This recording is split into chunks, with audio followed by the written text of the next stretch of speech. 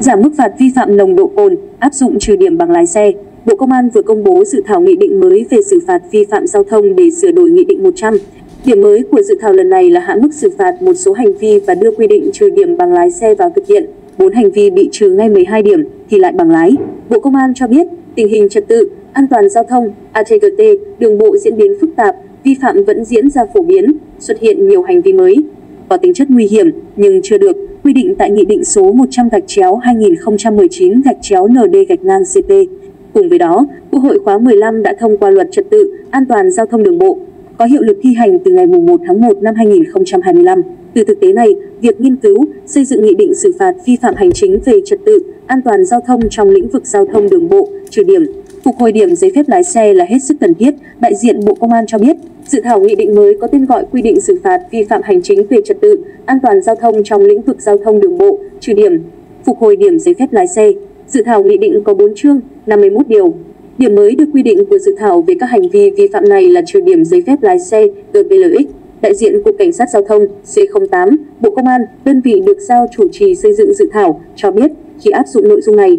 mỗi người dân có bằng lái xe sẽ được cộng 12 điểm trên năm trong một năm, nếu vi phạm bị trừ hết điểm sẽ phải thi sát hạch để được cấp lại bằng trong năm đó. Số điểm bị trừ không vượt quá 12 điểm thì sẽ được khôi phục lại 12 điểm mới vào năm sau. Theo C08, dự thảo nghị định quy định việc trừ điểm giấy phép lái xe không phải là hình thức xử phạt vi phạm hành chính. Hành vi vi phạm đã bị trừ điểm giấy phép lái xe thì không áp dụng hình thức xử phạt tước quyền sử dụng giấy phép lái xe như hiện nay. Cũng theo C08, dự thảo nghị định quy định 189 hành vi, nhóm hành vi bị trừ điểm giấy phép lái xe, trong đó 28 hành vi, nhóm hành vi bị trừ ngay 12 điểm trên lần vi phạm, gồm điều khiển xe trên đường mà trong máu hoặc hơi thở có nồng độ cồn vượt quá 80mg, 100ml máu hoặc vượt quá 0,4mg, 1 lít khí thở. Điều khiển xe trên đường mà trong cơ thể có chất ma túy, điều khiển xe chở hàng vượt trọng tải cho phép tham gia giao thông được ghi trong giấy chứng nhận kiểm định an toàn kỹ thuật và bảo vệ môi trường của xe trên 150%, đua xe trái phép, lạng lách, đánh võng,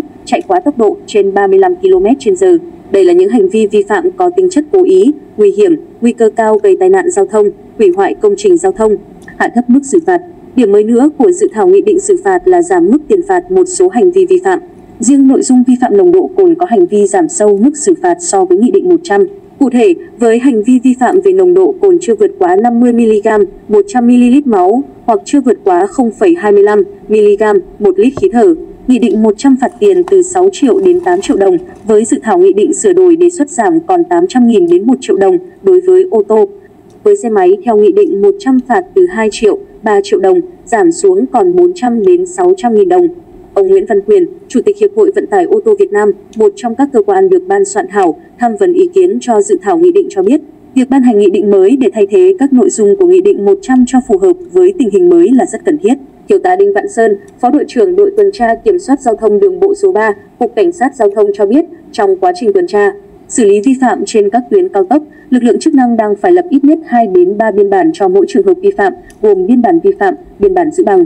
biên bản tạm giữ xe nếu phải giữ phương tiện. Nếu một số lỗi của lái xe được trừ điểm thì giảm rất nhiều thủ tục hành chính cho lực lượng chức năng và người dân tham gia giao thông. Đại diện Cục Cảnh sát Giao thông cũng cho biết, hiện nay, pháp luật quy định các hành vi vi phạm nghiêm trọng, đặc biệt nghiêm trọng về trật tự, an toàn giao thông đường bộ thì bị tước quyền sử dụng giấy phép lái xe có thời hạn từ 1 tháng đến 24 tháng.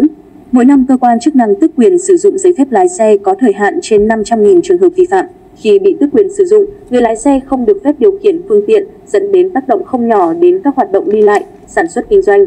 đời sống hàng ngày của người dân. Việc tước quyền sử dụng giấy phép lái xe đang thực hiện thủ công, nhiều người vi phạm bỏ giấy phép không đến nhận, tồn đọng nhiều giấy phép lái xe tại cơ quan xử phạt. Do vậy, việc áp dụng quy định trừ điểm giấy phép lái xe khi vi phạm giao thông vừa nâng cao tính răn đe, hiệu quả vừa văn minh.